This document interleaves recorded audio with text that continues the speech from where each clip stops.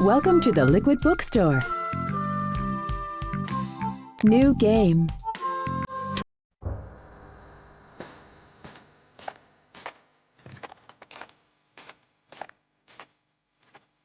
Excuse me, wise traveler, but your reputation has preceded you, and we need your help. Our village is in a quandary. We are building an important bridge, and we must select a worthy name. 3 of our villagers have suggested names, each so fantastic that we are unable to decide on one. Please listen to the suggestion and make this important choice for us.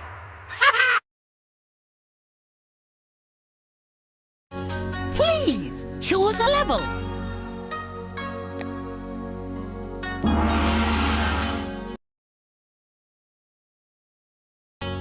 These are the homes of the villagers who suggested names for the bridge. They are eager to meet you.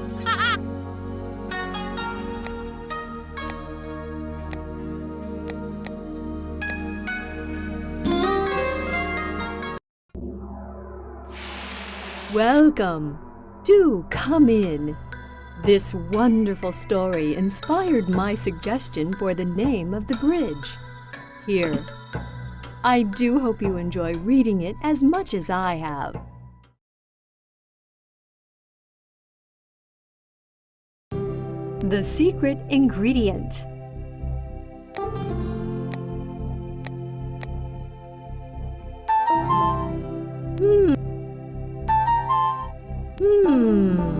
The secret ingredient.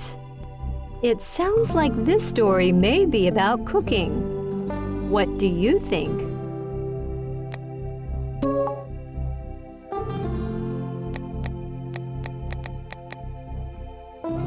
Long ago, in a small rural village, there lived a young boy named Yentze. Yentze loved to cook. Calling upon his exceptional creativity, he prepared the tastiest dishes in the village. Greatly anticipated were the annual feasts, where Yentze's specialties were the highlight of the celebration.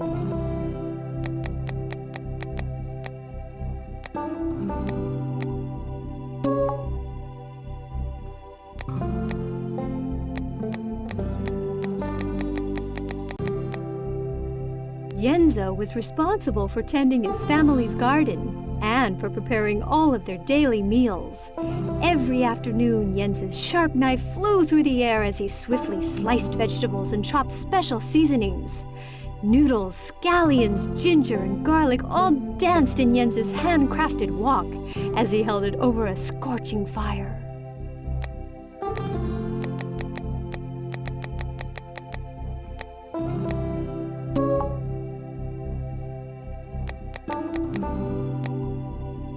Each evening, Yentze's family returned home from a long day of work in the fields to the smell of enticing aromas emanating from the kitchen. They would quickly prepare for dinner, eager to discover what delightful meal awaited.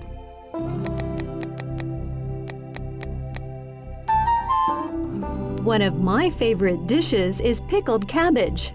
What is yours?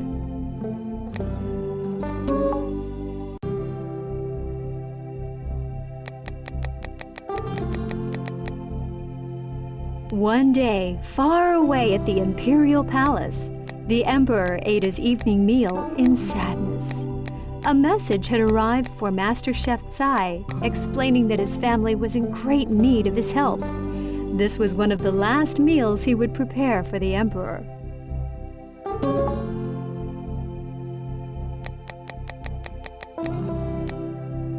In need of a replacement for Master Chef Yentze, the emperor immediately sent out a proclamation announcing a contest to find the best chef in all the land. Candidates were asked to bring their ingredients to the palace and to prepare one specialty for the emperor and all of his advisors.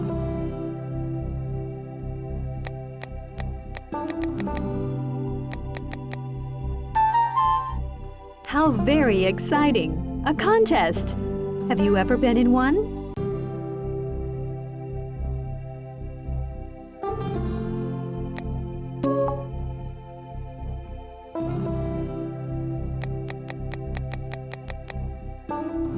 When word of the contest came to Yentze's village, there was great excitement. All knew that Yentze possessed the talent to be the new master chef. Yentze was filled with happiness. He decided to prepare an especially unique dish for the emperor. It took him several days to gather the seasonings that would flavor his specialty.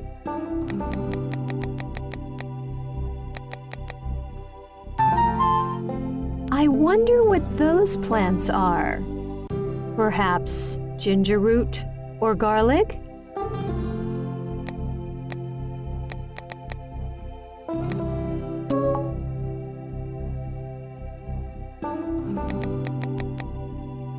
Soon the villagers helped Yentze load his ingredients and traveling supplies onto a small wagon. They wished him well as he set off on his long journey.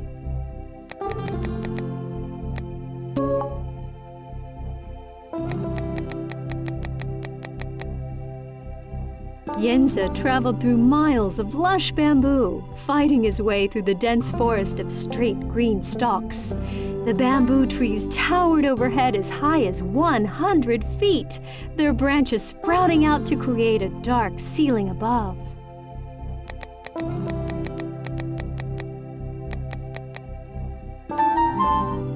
Because bamboo is hollow, light, and very hard, it is often used to make furniture, bridges, and even entire houses.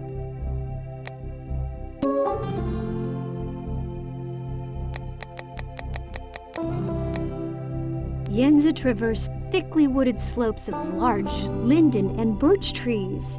He clambered up the sides of steep mountain gorges with the loose rock crumbling under his feet. He trekked across vast open plains of sweeping alpine grasses.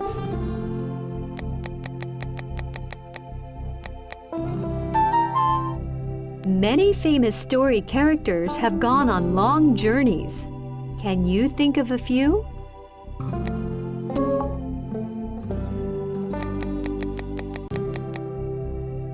After 20 long days of travel, Yentze happened upon a tiny village nestled in a quaint valley. He noticed immediately that the village had suffered a terrible misfortune. Trees, plants, and stones littered the ground, and most of the homes were barely standing. He spotted a young girl sitting by a pile of branches. Her face was streaked with dirt and tears.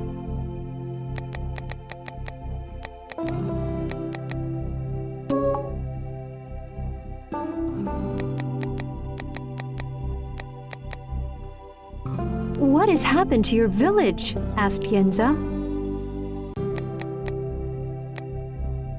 "A sudden flood of water rushed through our valley. It tore at our homes and uprooted our crops. We sit hungry as we begin to replant."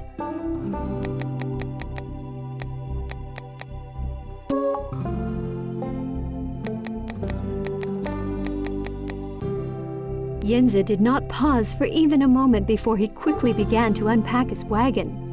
The young girl cautiously observed as Yentze began to unload his many sacks of food.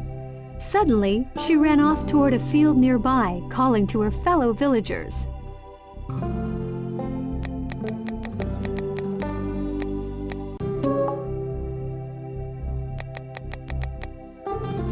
The people of the village began to gather and watch in amazement as Yentze readied to prepare a feast.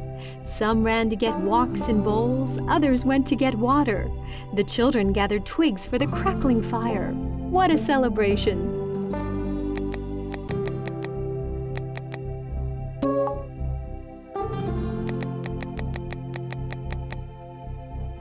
Soon the meal was ready.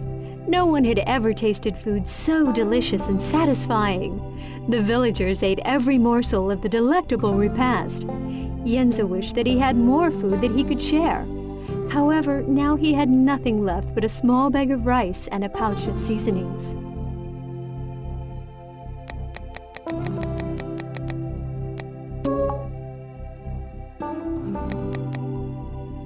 Everyone in the village rejoiced and thanked Yentze for his help. They would forever remember his good deed.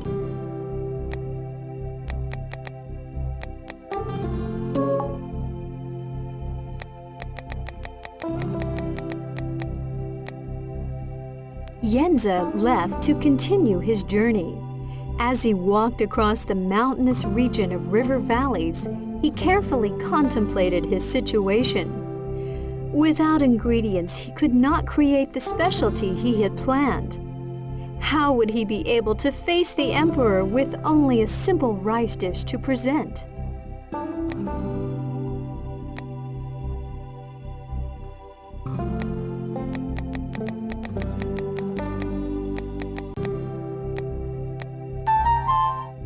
What should Yentze do?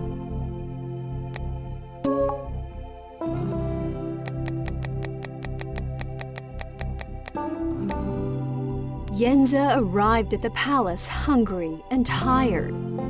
After resting, he joined the other candidates in the palace kitchen. There they worked, preparing complicated dishes with exotic ingredients, such as lotus root and tree ear mushrooms. Jellyfish spattered as they sizzled in hot oil. A giant pot of fish head soup boiled heartily over the fire. The other chefs simply laughed as Yentze began to cook his plain dish.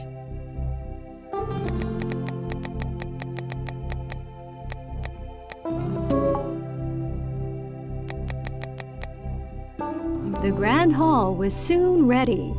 Each chef stood beside a long table, presenting an elaborate specialty. The emperor entered and eyed the festive banquet. His taster began by eating a bit of each delicacy.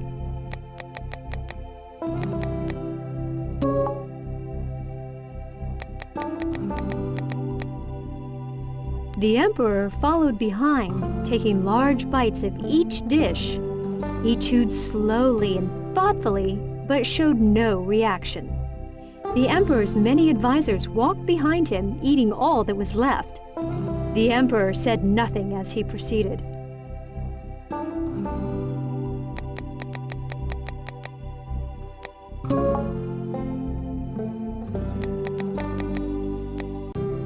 Finally, the emperor approached Yentze. He looked curiously at the small bowl of rice on the table. He paused before tasting it and asked, "Why have you prepared such a simple dish and an amount so small that all may not partake?"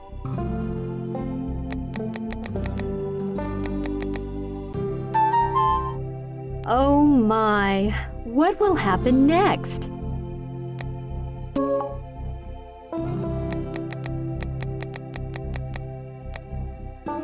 Yentze dropped his head in shame. On my way to the palace, I discovered a village that had suffered from a terrible flood. The people of the village were so hungry that I felt I could do nothing other than prepare my specialty for them. This is all that remained.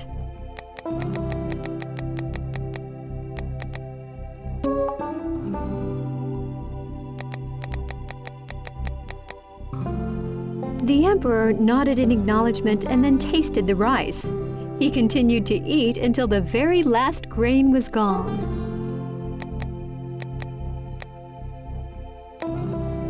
Never before have I tasted a dish so wonderful. Your kindness and generosity must be the secret ingredient. Will you be my new master chef?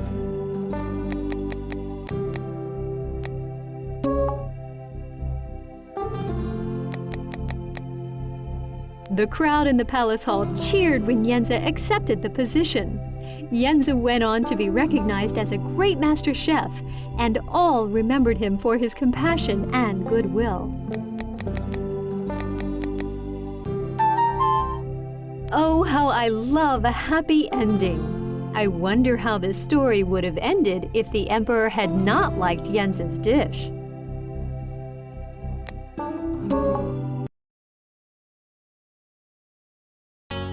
To show your understanding of the story, please answer these questions. Do keep an eye on the lanterns. If they both burn out, you'll have to begin the story again. Click the letter next to the correct answer. Then click OK.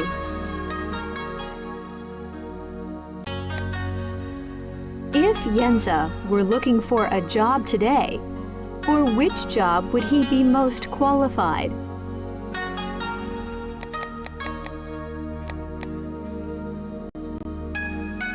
Think about Yentze's experiences and what skills he has.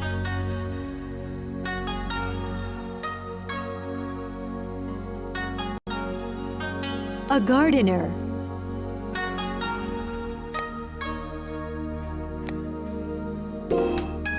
Oh dear, please try again.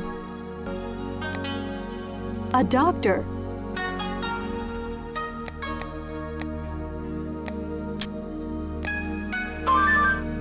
Excellent effort.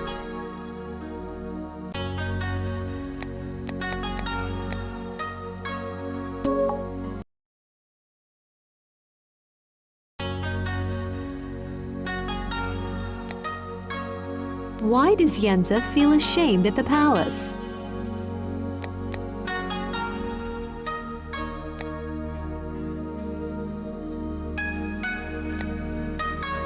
He feels he has disappointed the emperor.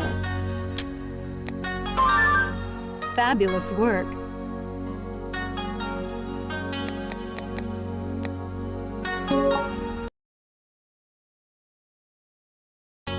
Click the box next to each of the correct answers, then click OK. What are the secret ingredients?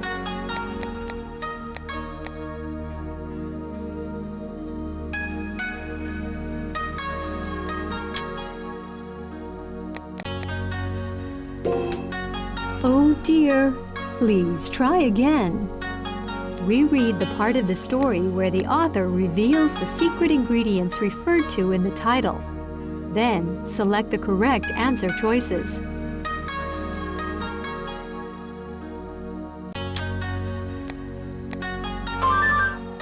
Excellent effort!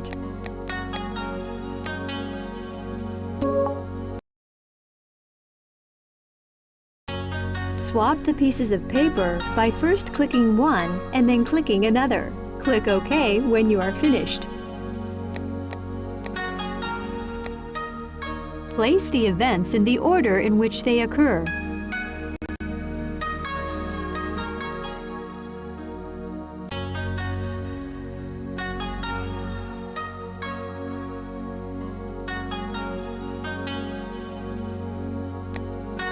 Yentze tends the garden and cooks the meals for his family.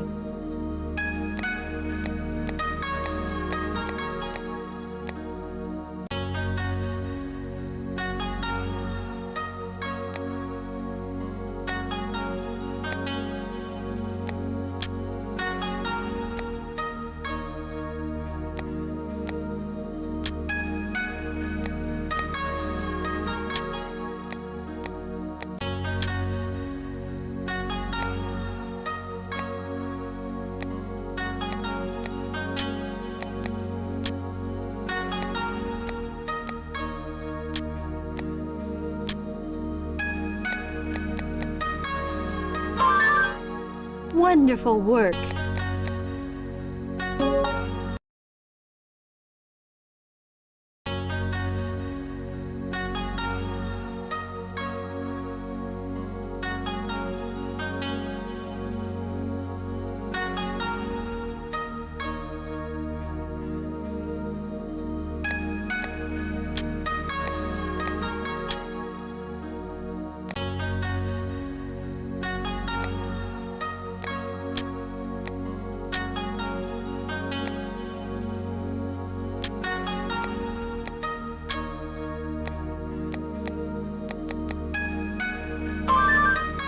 Excellent effort!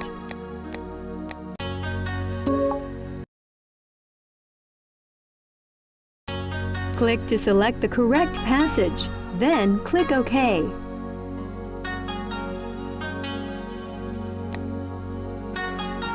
The emperor nodded in acknowledgement and then tasted the rice. He continued to eat until the very last grain was gone. Never before have I tasted a dish so wonderful. Your kindness and generosity must be the secret ingredient. Will you be my new master chef?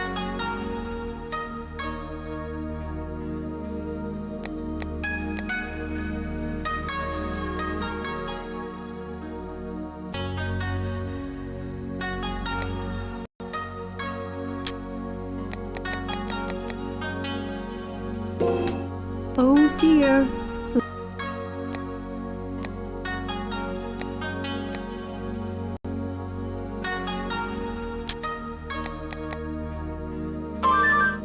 Fabulous work.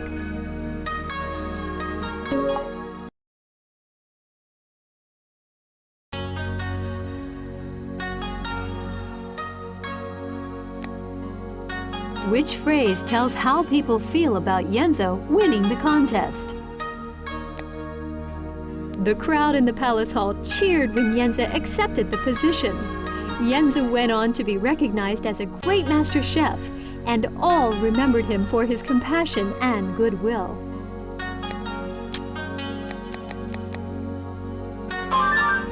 Fabulous work.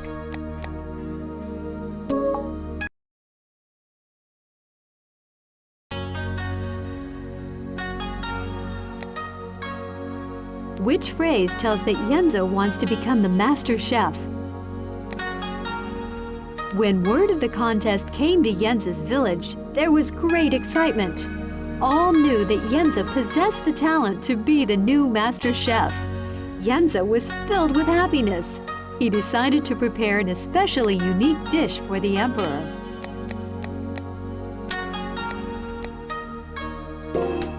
Oh dear. Please try again. Read the question carefully before reading the selection.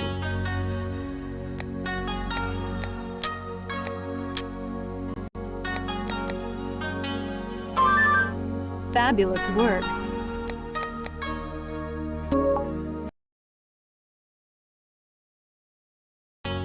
Click the label of a box to select it. Then, click the correct words or phrases in the choice box to select them. When you are finished, click OK.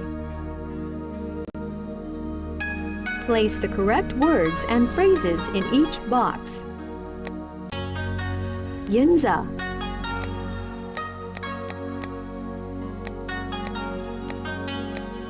Characters. Characters.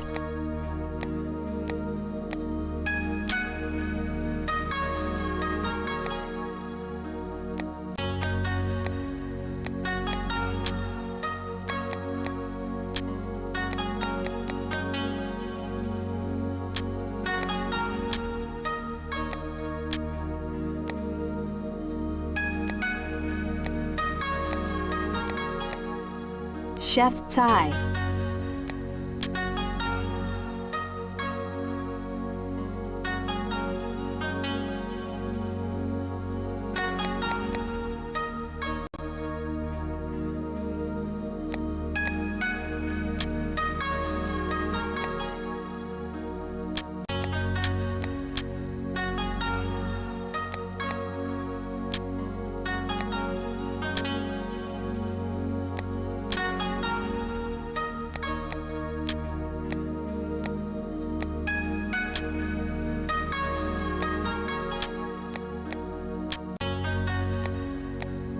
Emperor.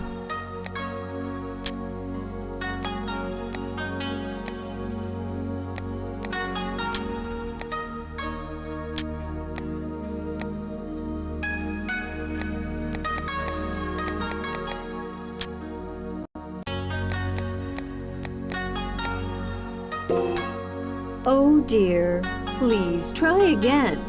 The correct parts of your answer have been highlighted. Think about each of the characters. Does the answer choice describe a certain character? Remember, you can always go back to the story to check.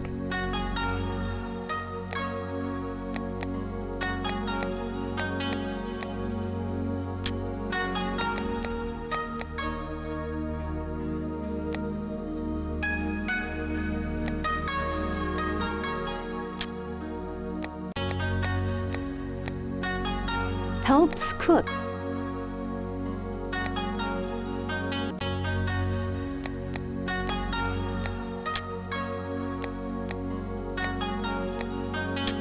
The answer.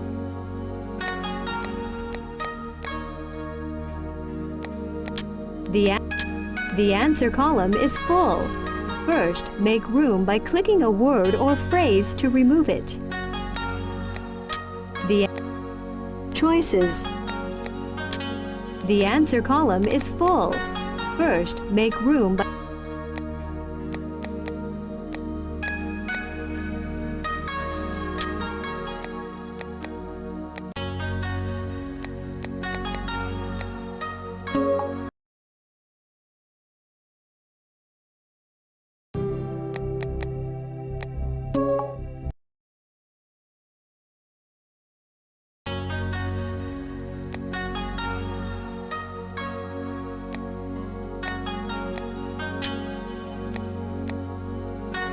choices. The answer column is full. First, make room by clicking a word or phrase to remove it.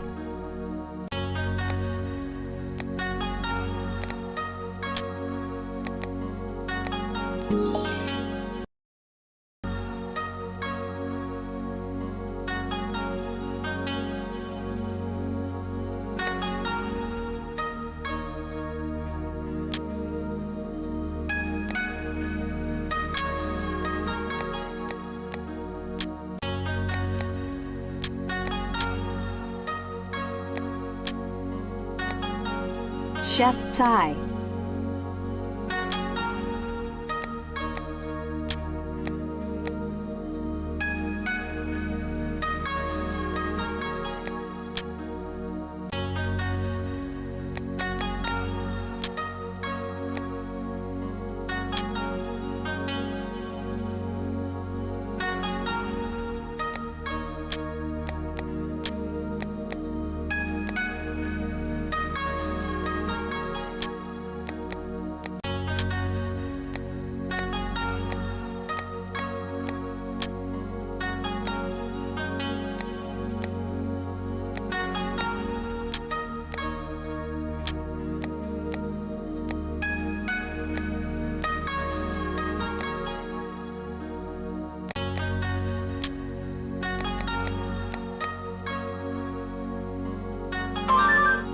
Fabulous work.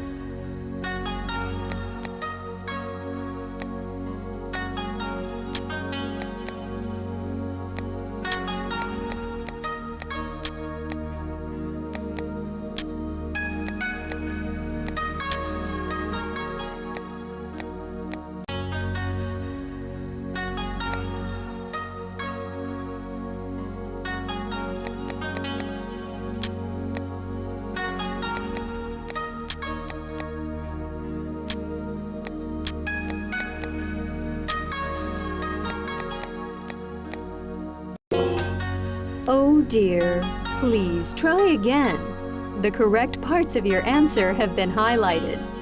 Think about each of the settings as you look at the answer choices. Which ones did the author use to describe the setting? Skim through the story to check your answers. Lush fields.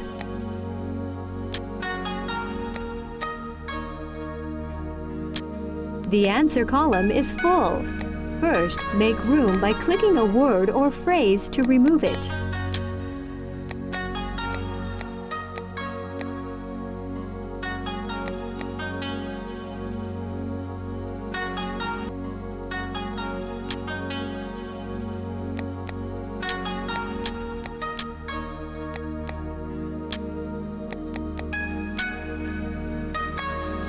Journey.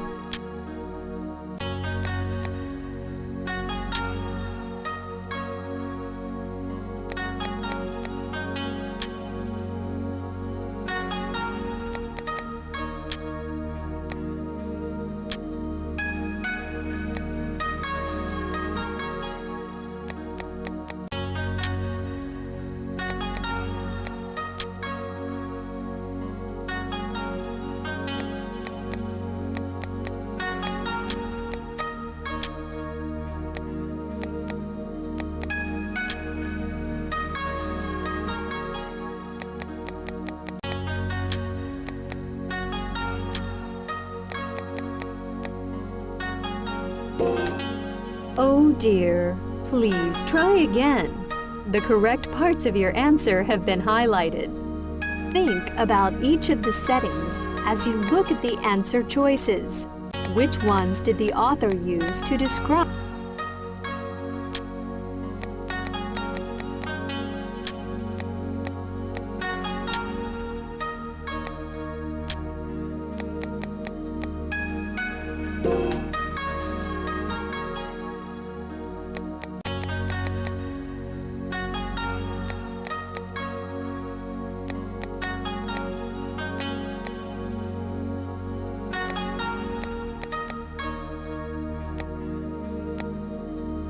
Journey,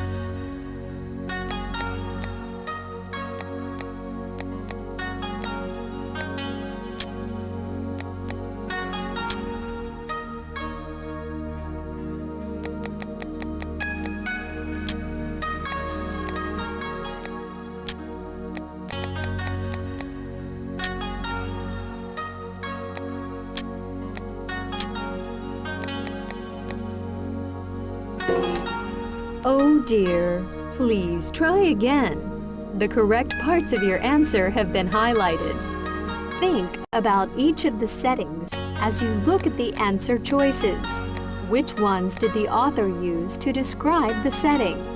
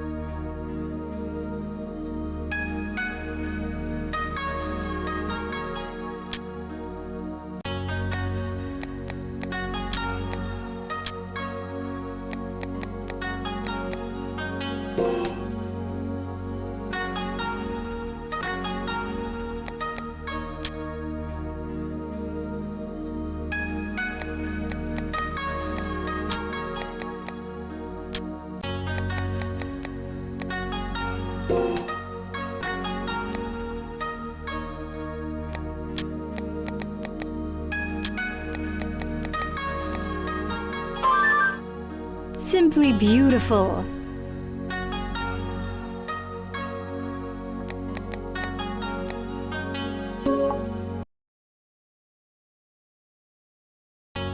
Use the arrows on the bamboo stalk to select a word or phrase. Then click the top of the column in which you want to place it. Click OK when you are finished.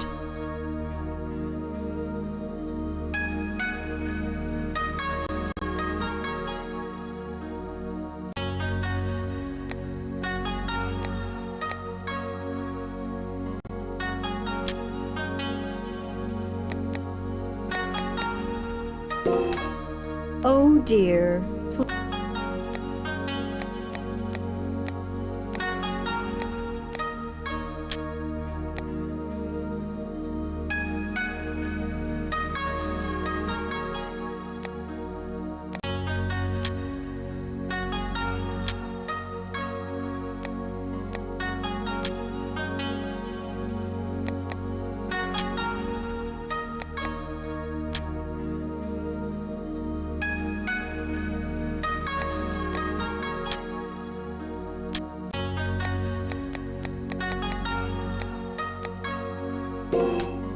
Oh dear. Please try again. The correct parts of your answer have been highlighted.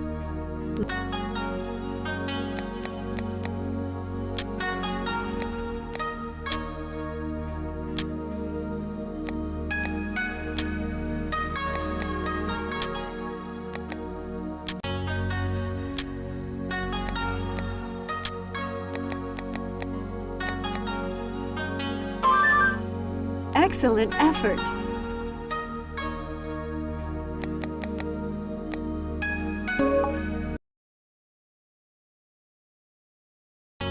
Click the correct words or phrases in the choice column on the left to place them in the answer column on the right. Click OK when you are finished.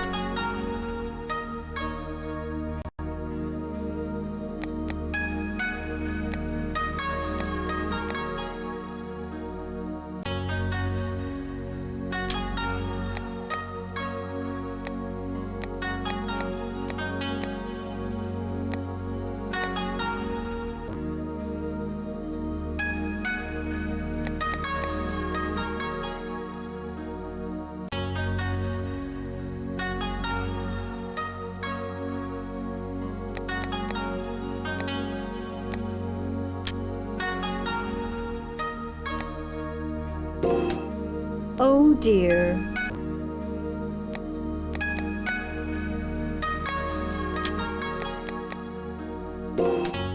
Oh dear.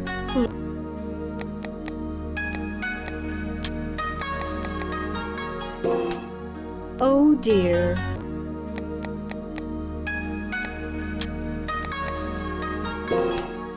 Oh dear.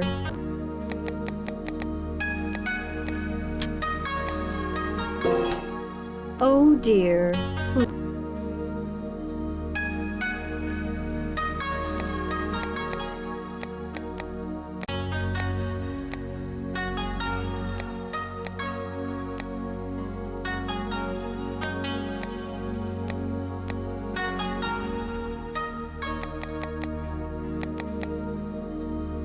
Look at the answer choices.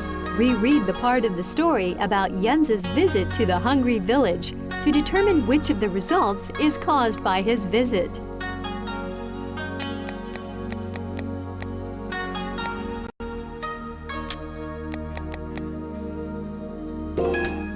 Oh dear. Please try again. The correct parts of your answer have been highlighted. Look at the answer choices. Reread the part of the story about Yentze's visit to the hungry village to determine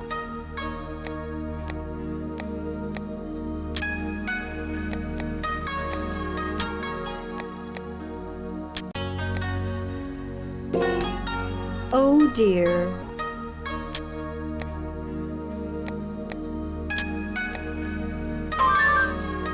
Simply incredible! You have demonstrated a great understanding of this story about Yentze and his generous deed.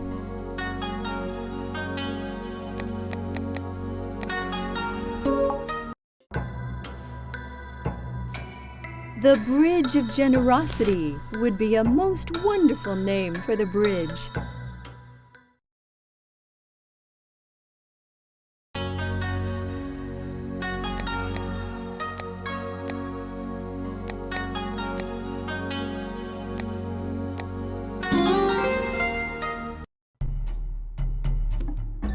Please enter and make yourself comfortable. After reading this heartwarming story, I thought of an excellent name for the bridge. Please read it and I am certain you will understand. The Swan and the Sorrow. The Swan and the Sorrow. How do you suppose these two characters become friends?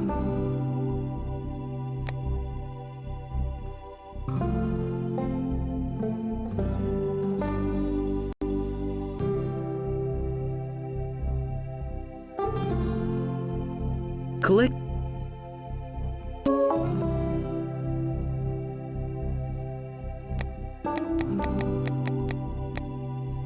In the valley of twin rivers, a fierce wind blew, rocking treetops and scattering the last of the gold and russet leaves. Morning sun broke through the dark, heavy clouds and warmed May's wings. She stretched and yawned, shaking her feathers. She opened her eyes and surveyed her river valley home. "Oh my," she squawked.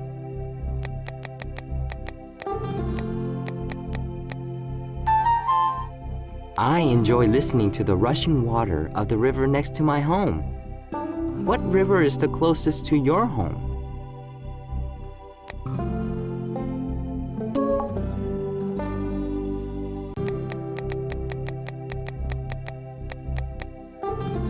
Excitedly, she swam down the river, looking for her brother. "Bye! Wake up!"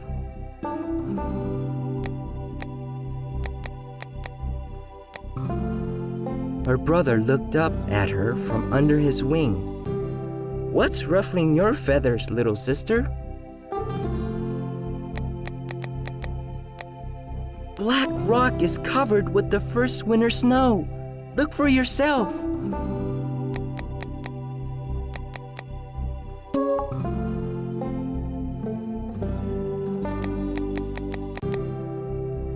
Every year, when winter fell upon the valley of twin rivers, the swans migrated to the land of the lotus blossoms. There they bathed in the buttery yellow of the daytime sun and dined in calm, warm waters that were rich with succulent plants and grasses.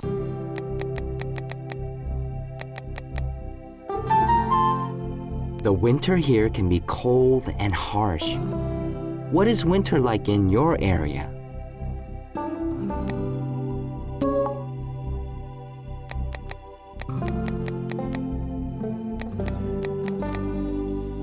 May was so excited that she swam around in circles until she was dizzy. Together, she and her brother swam along the banks of the river and said goodbye to their summer home. They dove to the bottom of the cold lake and feasted on the last of its riches.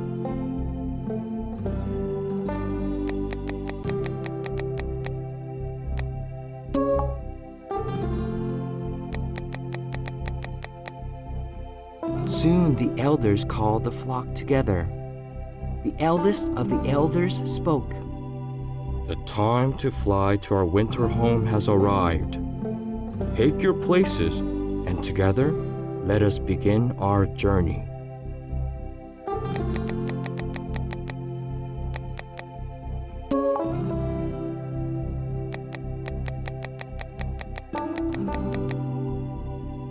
The sky was suddenly filled with the flurry of wings. May and Bai, since they were among the youngest of the flock, took their places near the back. Here they were safe, protected by the flight of their elders. As they crossed over the valley, a rainbow formed, and the swans flew through its colorful arch.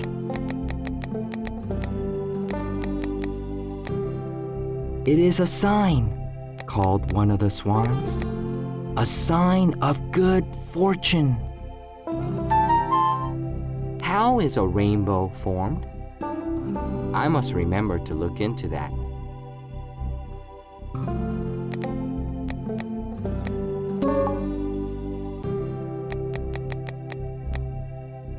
All day and into the twilight, the swan soared and dove in the waves of the wind, never breaking their formation.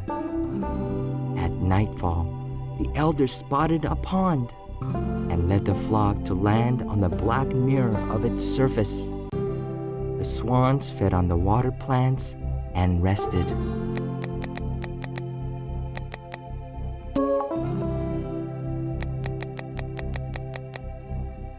Maymay, not yet tired, explored the outer edges of the pond. She remembered the rainbow and its sign of good things to come. She wondered what those good things would be. As she waddled around the dark, prickly bush, she suddenly spotted a black, furry rock. I wonder what that is, she thought and hurried toward it. She nudged it with her beak.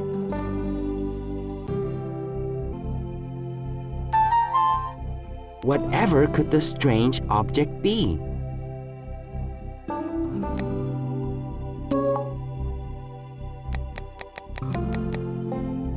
Ouch! It howled. Ah! Squawked Maymay. She was very surprised to see the furry rock stand up on all four of its little hoofs.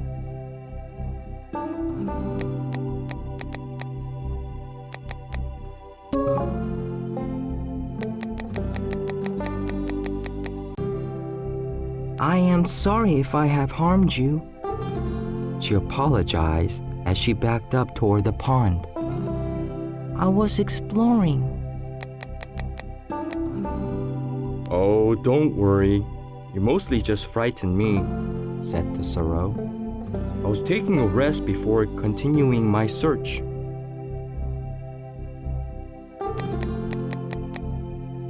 Search for what? Maymay asked.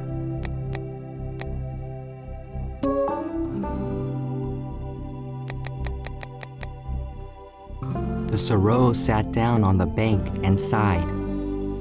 My family and I were moving on to New Moon Valley for the winter. I chased a dragonfly and followed a grasshopper, and then, before I knew it, I could not find where I had started.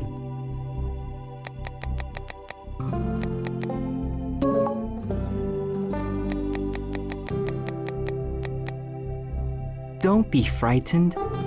I am Maymay, and I am traveling with my flock to the land of the lotus blossoms, she said. I won't leave you lost and alone. What is your name? My name is Ming. How can you help me?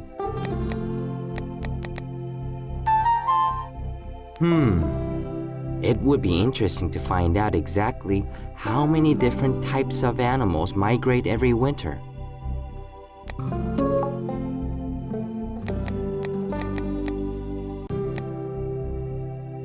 I will circle this valley until I spot your family.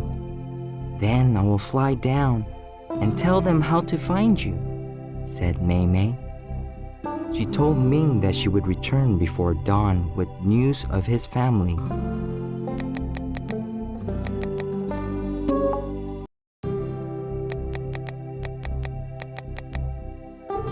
Before she left, Maymay swam back to her brother, who was fast asleep. Bye!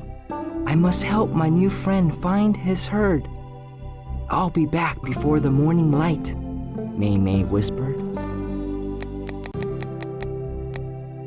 Maymay, Bai sleepily replied, you should not leave the flock.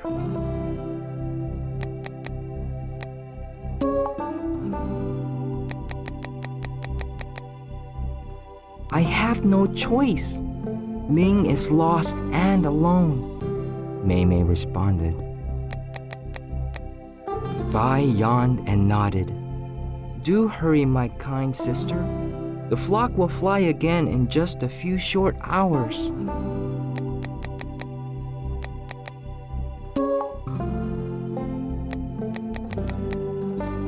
Mei Mei took off into the night sky.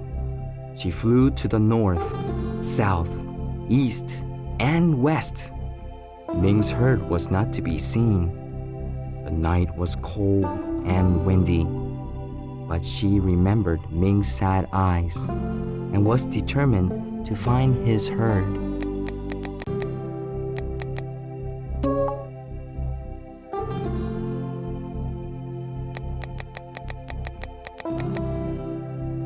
As she continued to search, Mei Mei noticed the sun beginning to rise on the eastern horizon. Sadness and fear filled her heart. My flock will go on without me. They must, or they will perish in the ice and snow. Mei Mei choked back her tears.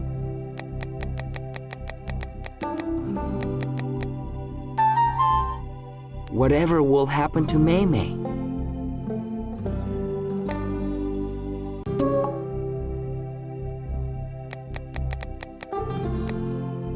A chilly rain began to fall.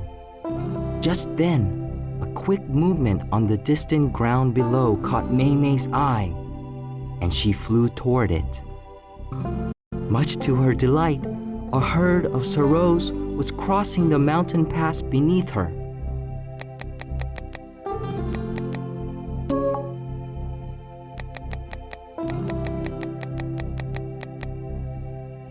She landed next to one of the path leaders.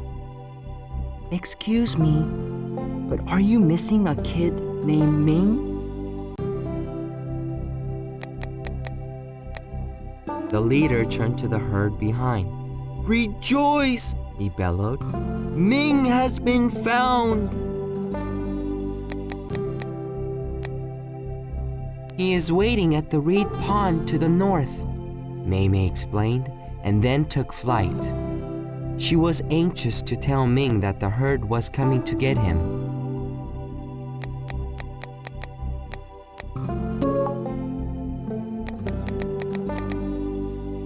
The farther north she flew, the more forceful the wind and rain became. Mei Mei began to think about her beloved brother Bai and the rest of her flock.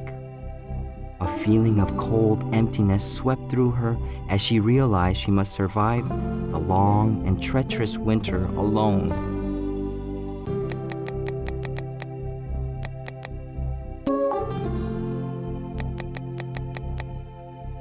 A dark shadow moved between Mei Mei and the last of the sunlight. She bent her neck downward, expecting more of the freezing rain.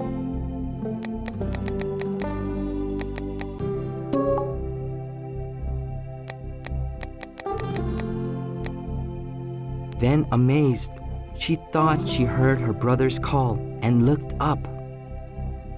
A magnificent white cloud floated over her, protecting her from the winter wind and ice. It was her flock. Its wings stretched wide over her, forming a white canopy of shelter.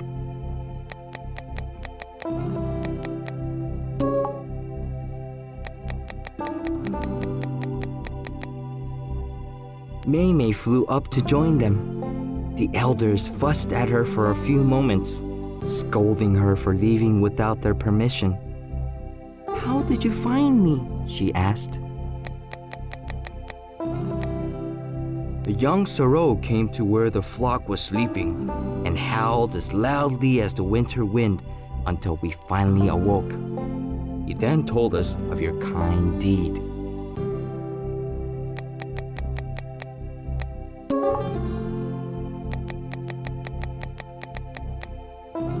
I thought you would have to go on without me, Mei Mei whispered, still worn from her arduous journey. The elder spoke. Kind little Mei Mei, our flock is a family. We face our problems and celebrate our joys as one.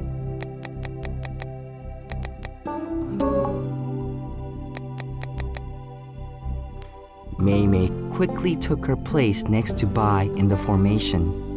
They flew together to give Ming the good news and then turned south to fly onto the land of the lotus blossoms.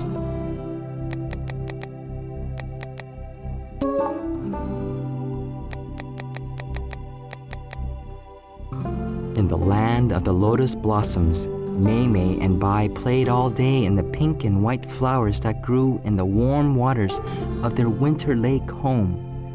With joy in her heart, Mei Mei often thought of her friend Ming. She remembered the day they met and took comfort in knowing that he too was now safe with his family, just as she was with her own.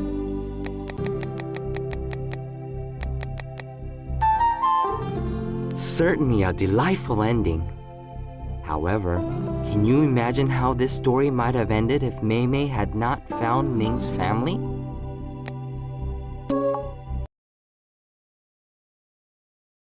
To demonstrate your understanding of the story, please answer these questions. Be sure to keep an eye on the lanterns. If they both burn out, you'll have to begin the story again.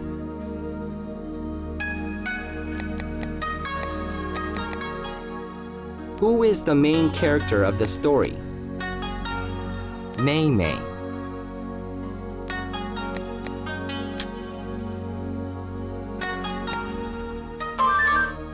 Very accurate work.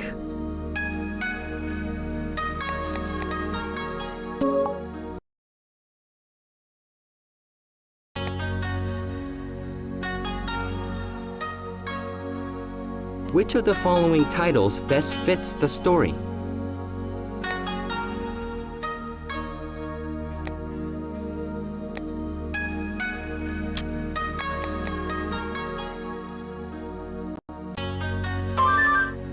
How wonderfully precise!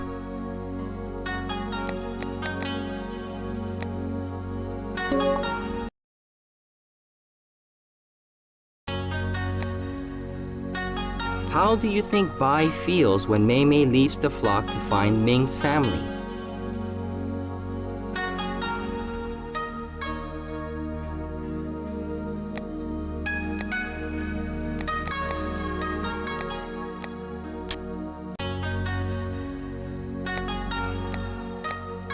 He probably feels concerned for her safety.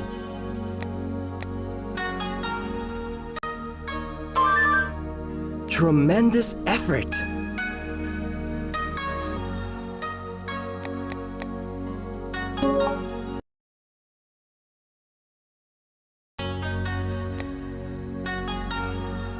What might have happened if Mei Mei had not met Ming?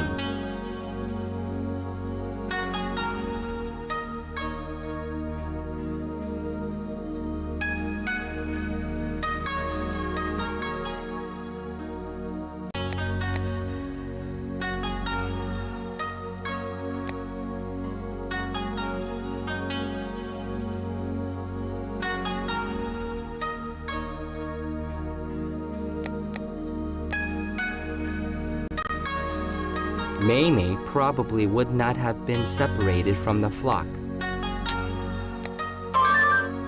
Tremendous effort!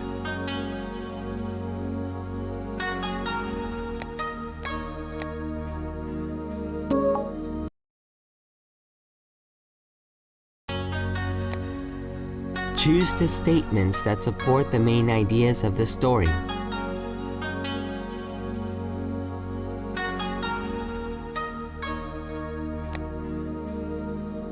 Oh, don't worry. He mostly just frightened me.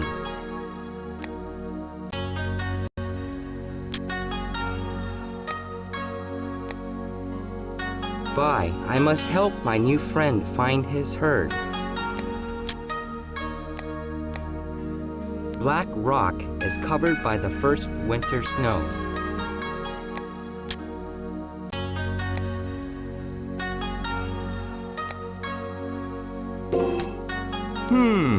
Please try again.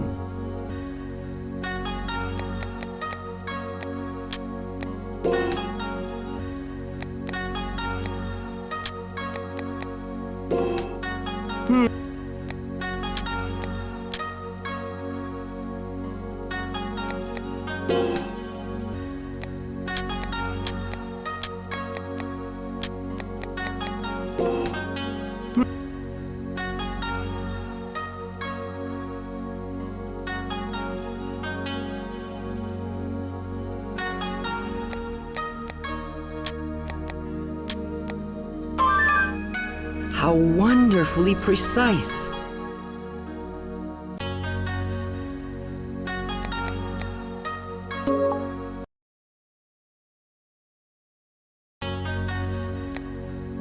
In the phrase, "Are you missing a kid named Ming?"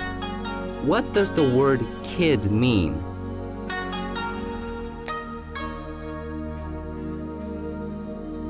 A young goat.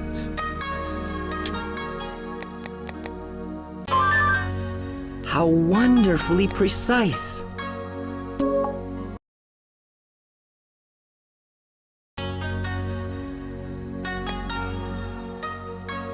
Why do you think the swans stop at the pond?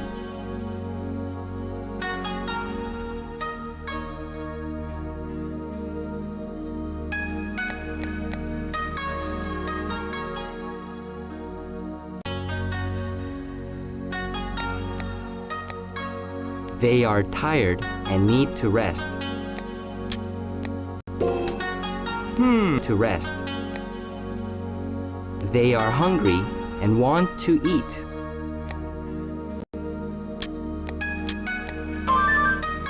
How wonderfully precise!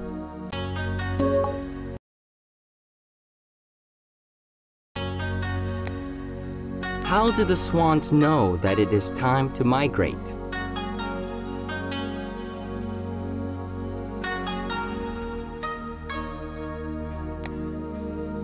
The first winter snow has fallen.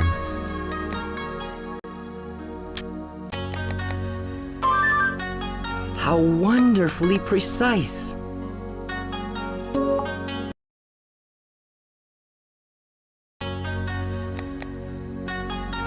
Order the events as they happen in the story.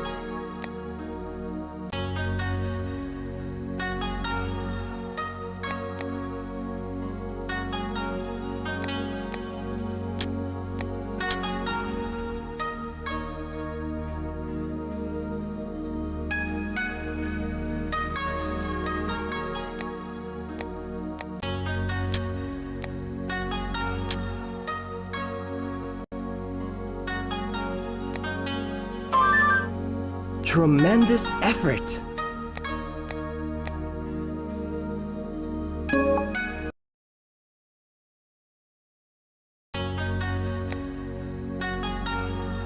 Choose the phrase that identifies the mood in this passage.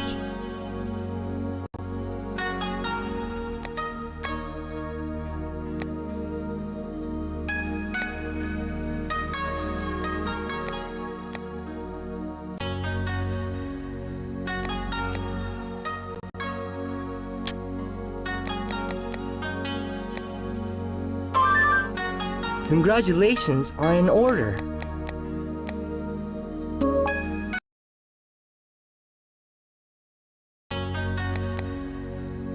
Place each word or phrase in the column to which it applies.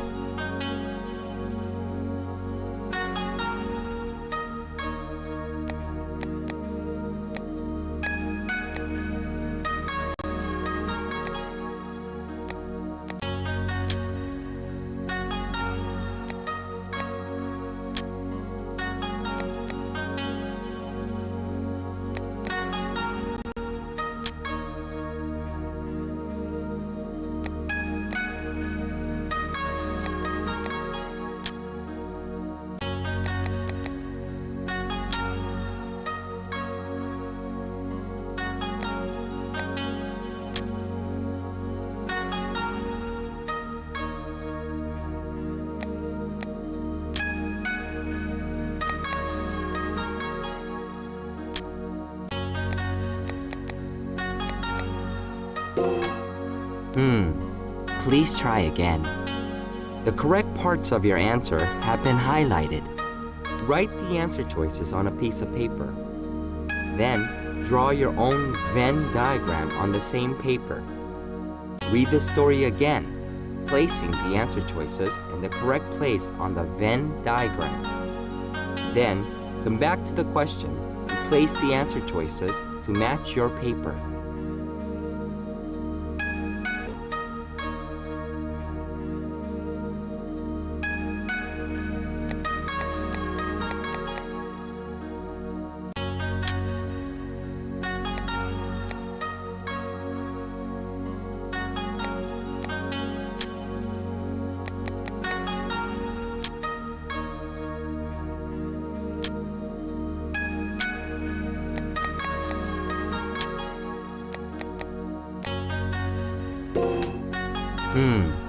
Please try again. The correct parts of your answer have been highlighted. Write the answer choices on a piece of paper. Then, draw your own Venn diagram on the same paper. Read the story.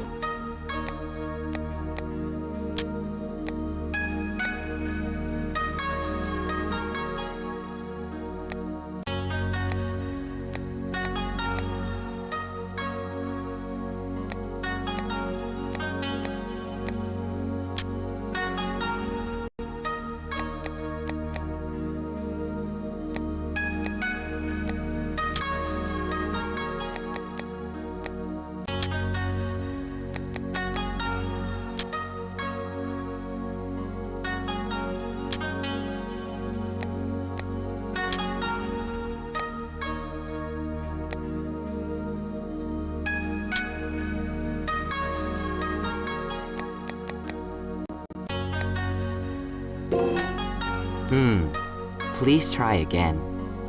The correct parts of your answer have been highlighted. Write the answer choices on a piece of paper.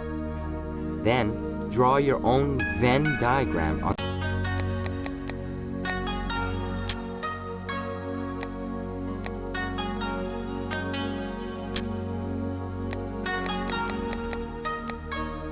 lose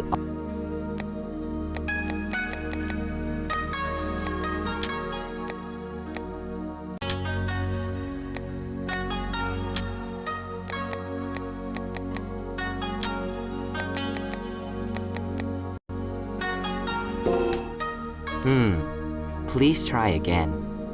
The correct parts of your answer have been highlighted. Write the answer choices on a piece of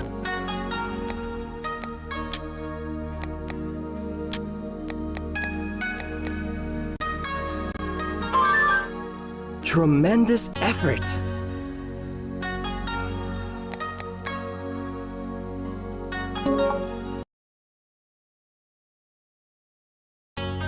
Use the arrows on the bamboo stalk to select a word or phrase. Then, click the top of the column in which you want to place it. Click OK when you are finished.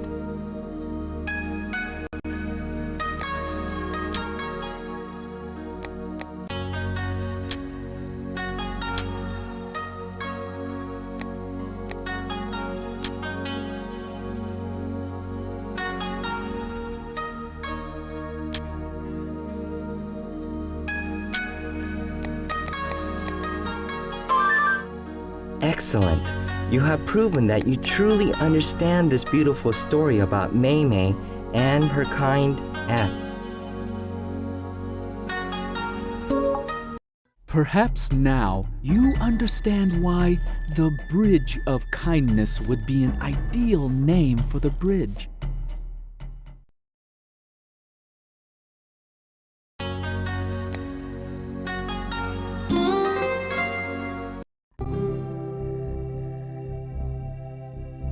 Hello. Come in, yes, come in. My idea for the name of the bridge was sparked by one of the many messages in this delightful story.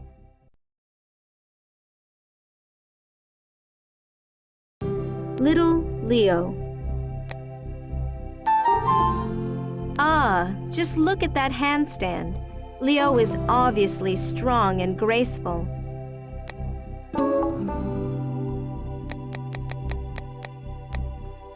The winter that year seemed endless. With each passing day, all who lived in the small village grew more and more restless.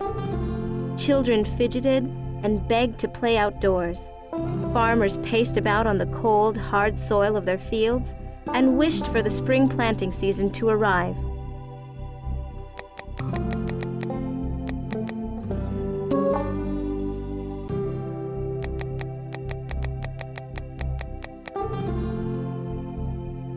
Following the traditions of their ancestors, many villagers filled the long, dreary days creating folk art. Delicate paper cuts pasted on windows cast fanciful shadows of grasshoppers and teapots. Fierce embroidered tigers seemed to jump right off of the fabric on which they were stitched. Elaborate sketches for woodblock prints depicted lively scenes from ancient tales.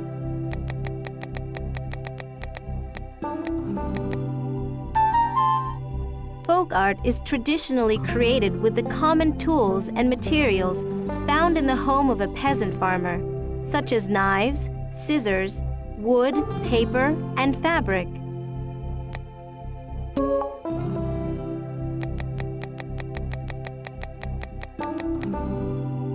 As winter lingered on, the food supply started to dwindle, and the elders began to discuss what should be done. Soon, the elders decided that everyone in the village would help craft goods to sell at the nearest city. The money would then be used to buy enough food to last through the end of the winter. Every family in the village was told of the plan.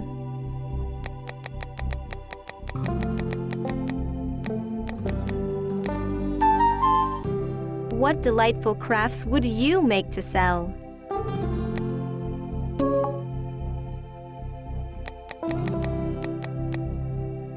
Leo awoke the next morning filled with anticipation. She knew that the survival of the village depended on the efforts of every person, and Leo was eager to fulfill her duty.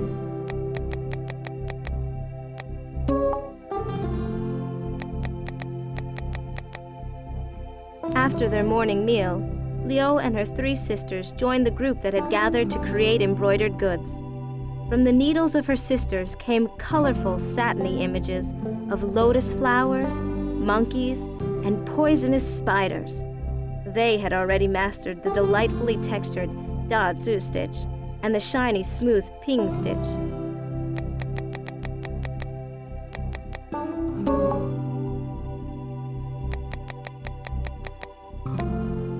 Leo's piece of silk, however, was covered with puckers from tight, uneven stitches. What was supposed to be a pool of charming little golden fish looked much more like a puddle during a long, cold rainstorm. Leo began to feel as if she had no control over her rebellious little hands.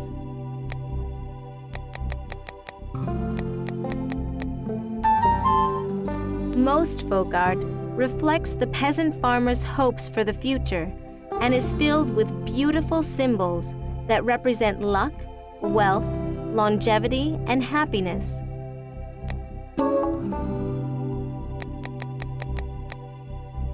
At the end of the day, one of the elder women gently suggested to Leo that perhaps she might try helping the woodblock printers instead.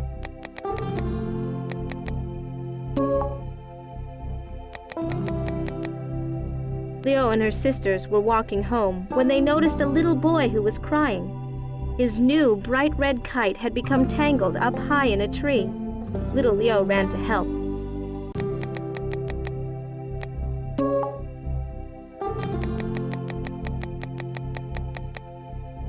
Leo climbed up the wide trunk of the tree so quickly that it looked as though she had run right up the side. The kite was lodged on a thin, brittle branch that Leo could not quite reach.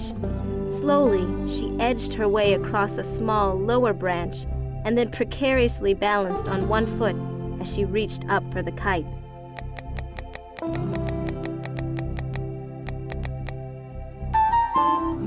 Ah, tree climbing, one of my favorite activities.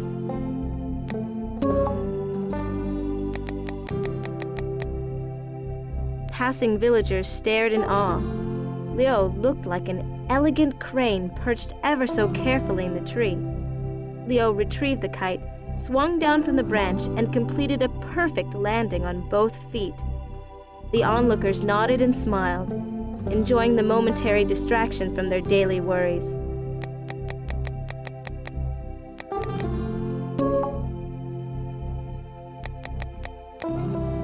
As she continued walking toward home with her sisters, Leo soon remembered her difficulty with embroidery.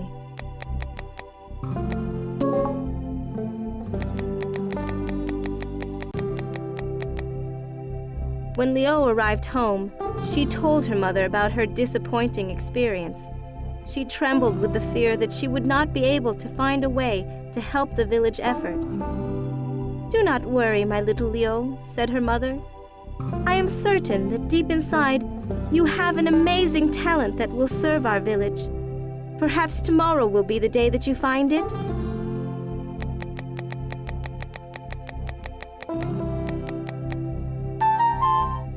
I am so very curious. What could Leo's special talent possibly be?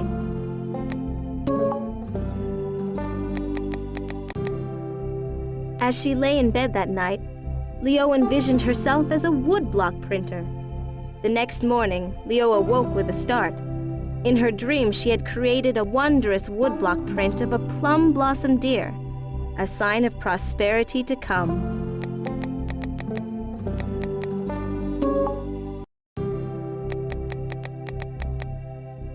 When Leo arrived at the workshop of the woodblock printers, she sat down and quietly observed how the prints were made. Artful sketches on clean white paper were first pasted onto smooth blocks of datewood. Once dried, they were sanded down so that only the lines from the sketches remained.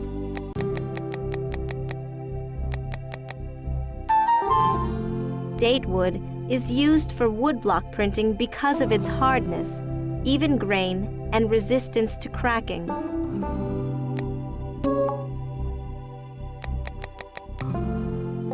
The carvers then began to work. Curled pieces of wood jumped off their knives as they etched deep grooves into the even grain of the wood.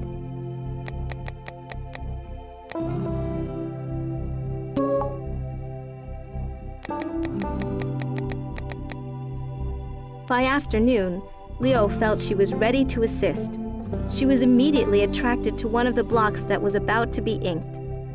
On it danced a whimsical likeness of the legendary Yentze and his constant companion, the three-legged toad.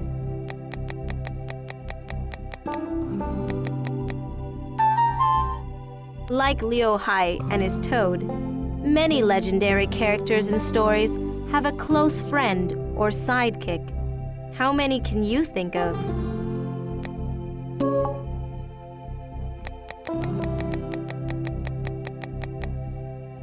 Leo ever so lightly applied the ink to the block, and then quickly pressed a fresh piece of paper against it. But, unlike the delicate lines and crisp, solid areas of the other prints she had seen, Leo's was dotted with blotches of ink among a series of rather blurry lines. Leo tried and tried, but at the end of the day, the master printer kindly hinted to Leo that perhaps she would be of more help to the paper cutters.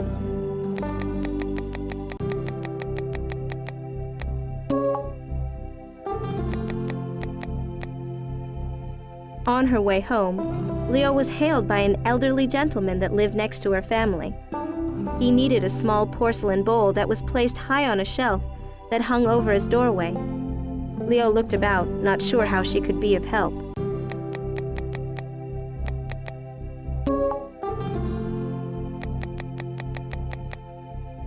Then, Leo noticed several chairs that her neighbor had just constructed. Leo carefully stacked the chairs, one atop the other. The first stood flat, but the others rose at an odd angle.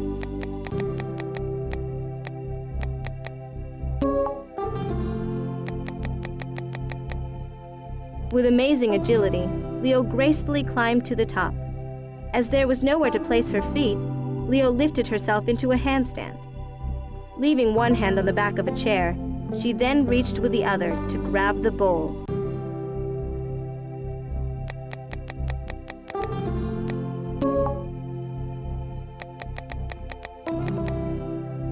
Many villagers gathered as Leo performed her challenging feat. They held their breath as she balanced at the top of the stack for a moment, looking like an exquisite golden monkey.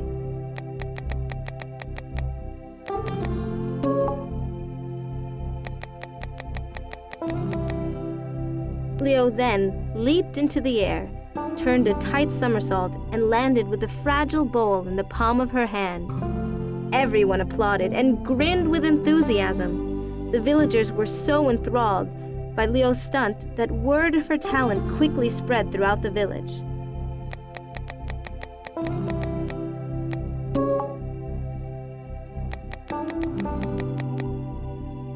That evening, Leo told her mother how poorly she had done at the art of woodblock printing. Leo cried in her mother's arms. Leo's mother calmly rubbed her forehead and once again said, "Do not worry, my little Leo. I am certain that deep inside you have an amazing talent that will serve our village. Perhaps tomorrow will be the day that you find it."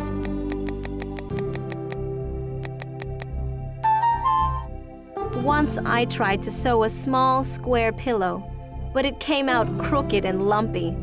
I felt disappointed, just like Leo.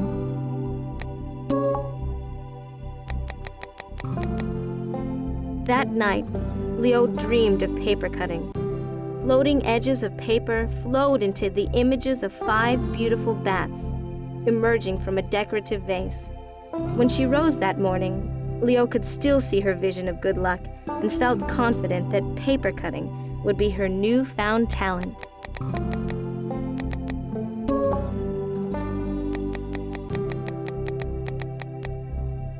Leo joined the paper cutters, anxious to work. She sat before the large table and closely watched the master's work. Each snip with a scissors seemed like a miracle. The perfect amount of pressure and a practiced twist of the wrist created images of unsurpassed beauty.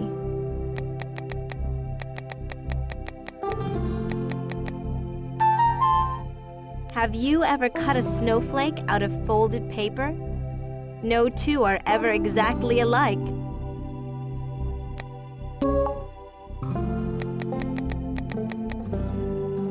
Leo cut and cut, attempting to create a swiftly swimming carp, a symbol of perseverance.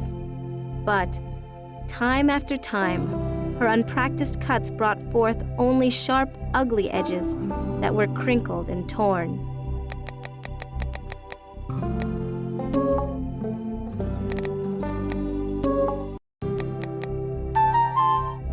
Paper cuts are sometimes used as patterns for embroidery.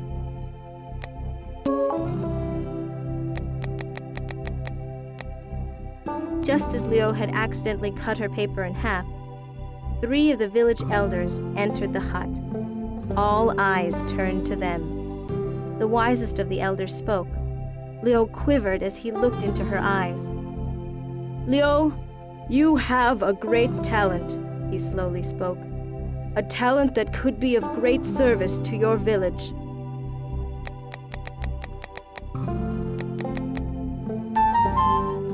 What could Leo's talent be?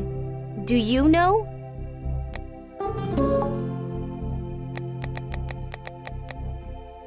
The paper cutters all turned to Leo. Leo felt the blush of confusion on her face. She could not fathom what her talent might be. Certainly it was not the art of paper cutting.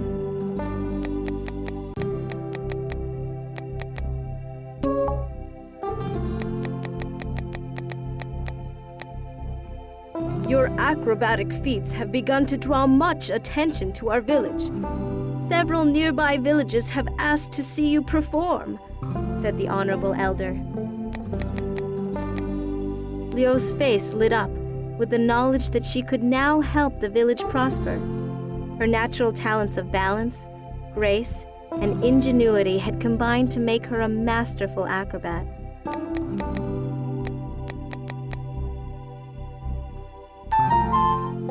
Ever wonder why acrobats use so many common items, like plates and chairs?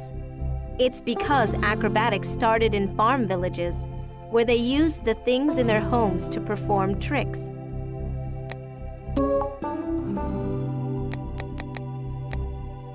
Little Leo performed in towns throughout the region and brought much good fortune to her village. As the years passed, Leo became a well-known master of acrobatics.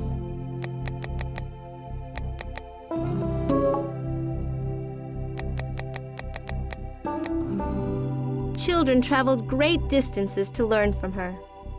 And whenever there was a child that struggled with the art of acrobatics, Leo would always rub the child's little forehead and say, "Do not worry, my little one. I am certain that deep inside you have an amazing talent. Perhaps tomorrow will be the day that you find it."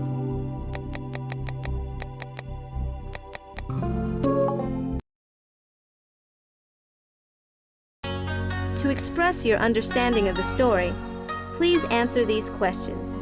But watch those lanterns. If they both burn out,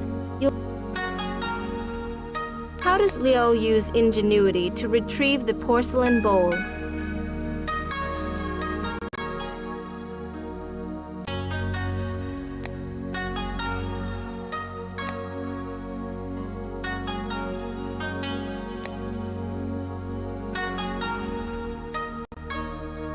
Leo retrieves the bowl by climbing a stack of chairs. How wonderful!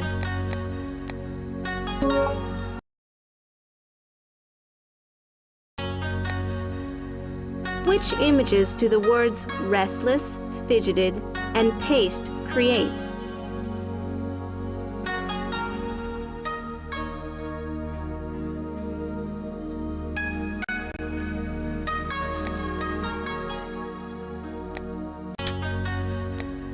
An image of tranquility.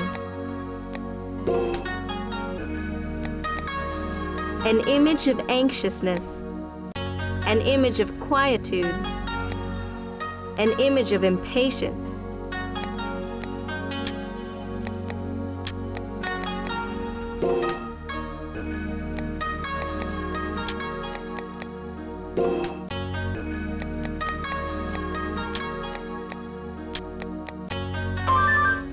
How wonderful!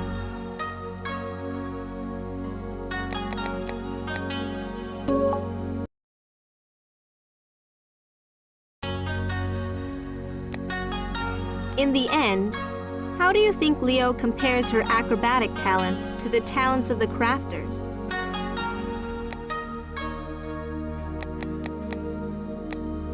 Just as special. What great work!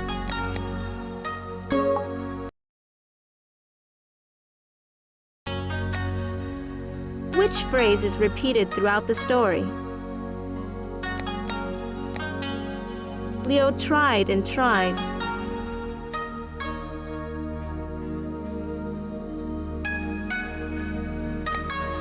I am certain that deep inside you have an amazing talent.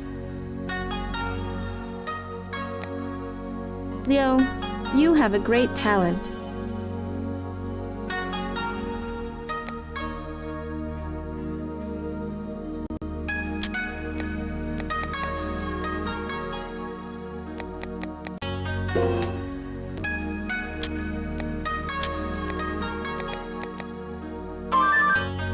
Positively fabulous!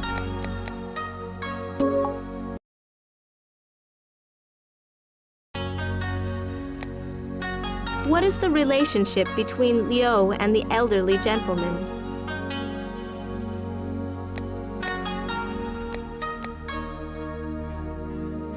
The elderly gentleman is the wisest of the elders. Oops, wisest of the elders.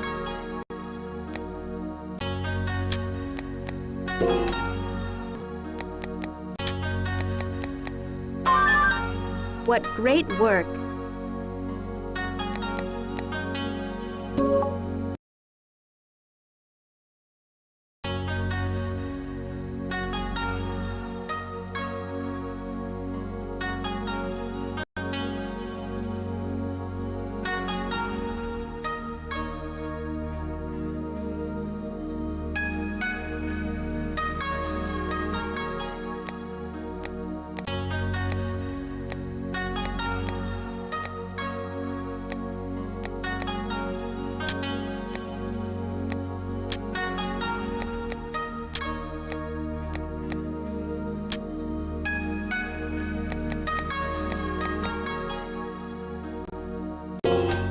Oops.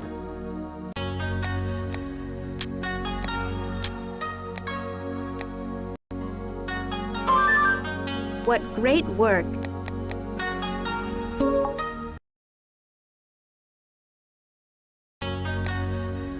Highlight the section that is a flashback to something that Leo's mother does earlier in the story.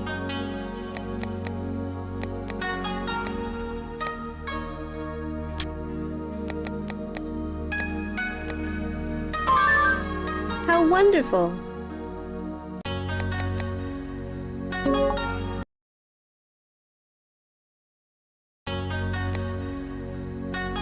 Highlight the section that shows Leo is very nimble.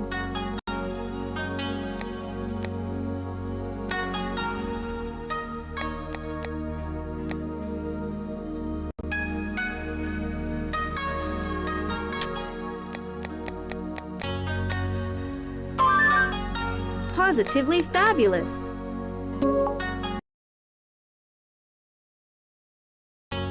Use the arrows on the bamboo stalk to select a word or phrase. Then click the top of the column in which you want to place it.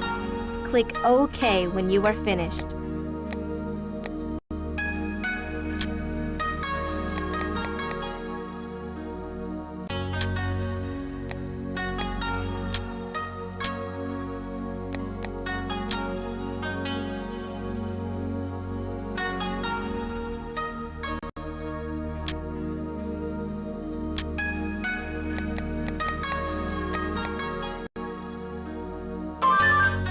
How wonderful!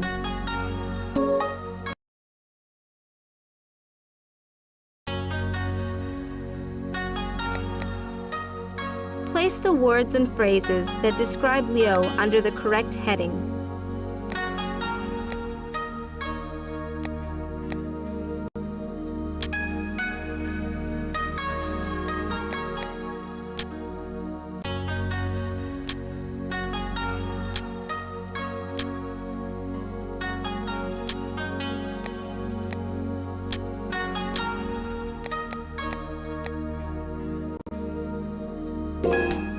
Oops!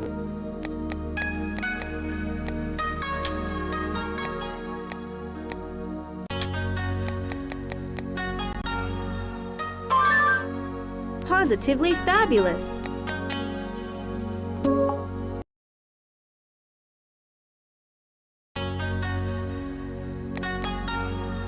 Place each animal name under the heading that describes how it was used in the story.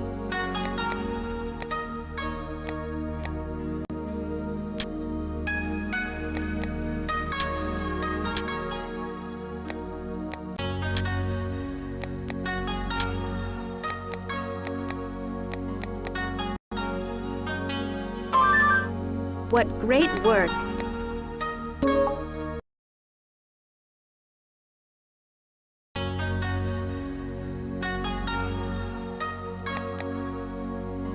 Choose the words or phrases from the story that are associated with each talent.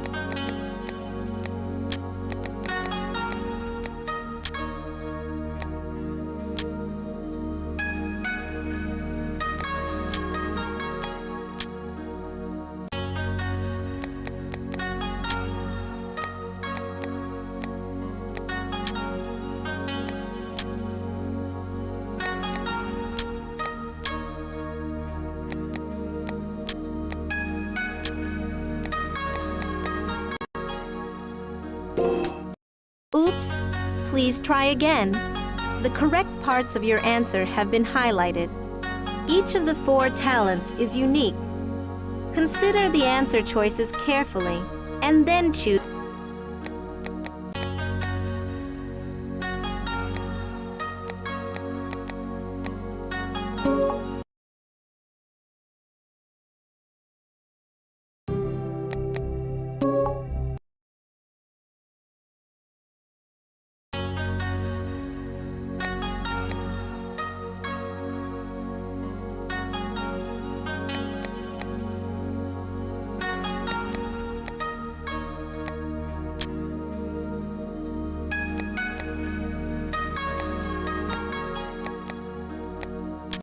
The answer column is full. First, make room by clicking a word or phrase to remove it.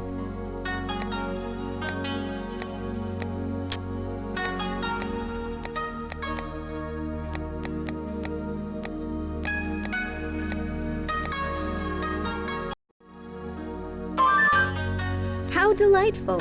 You have demonstrated your full comprehension of this intriguing story about Leo and her ability to persevere through difficult times.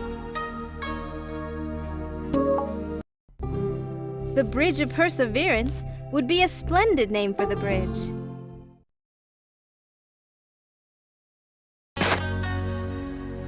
Click this scroll when you are ready to choose a name for the bridge.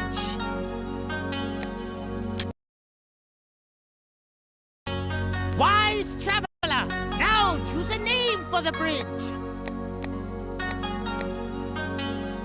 The Bridge of Perseverance. Let us commemorate the Bridge of Perseverance! Ha ha!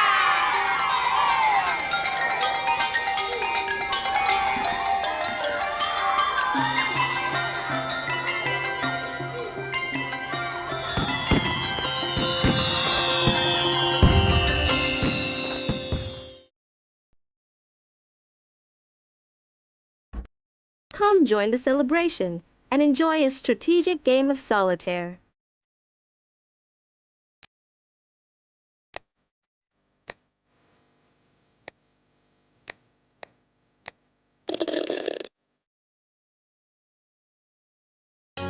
Please, choose a level.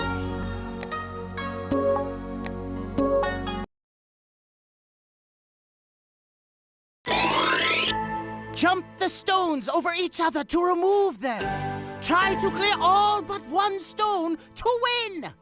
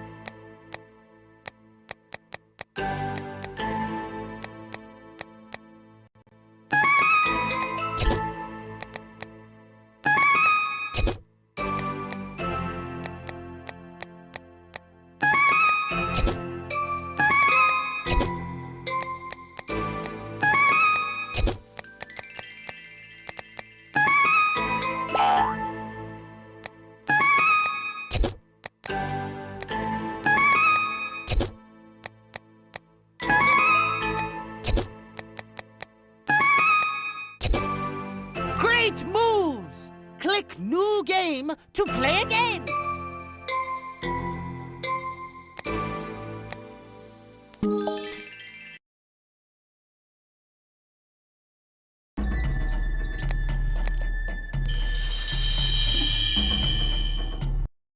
Thank you, wise traveler, for your help.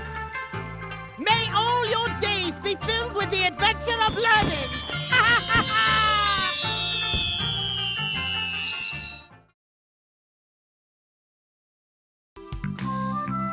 Saved get credits.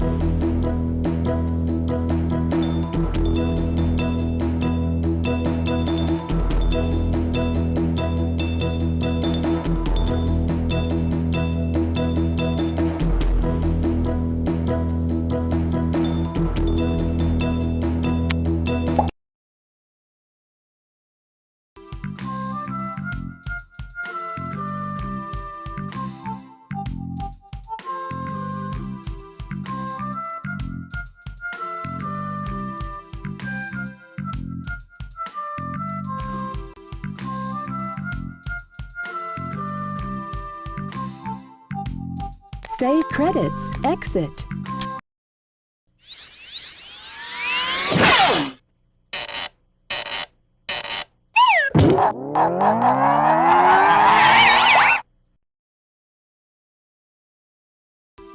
Welcome to the Liquid Bookstore.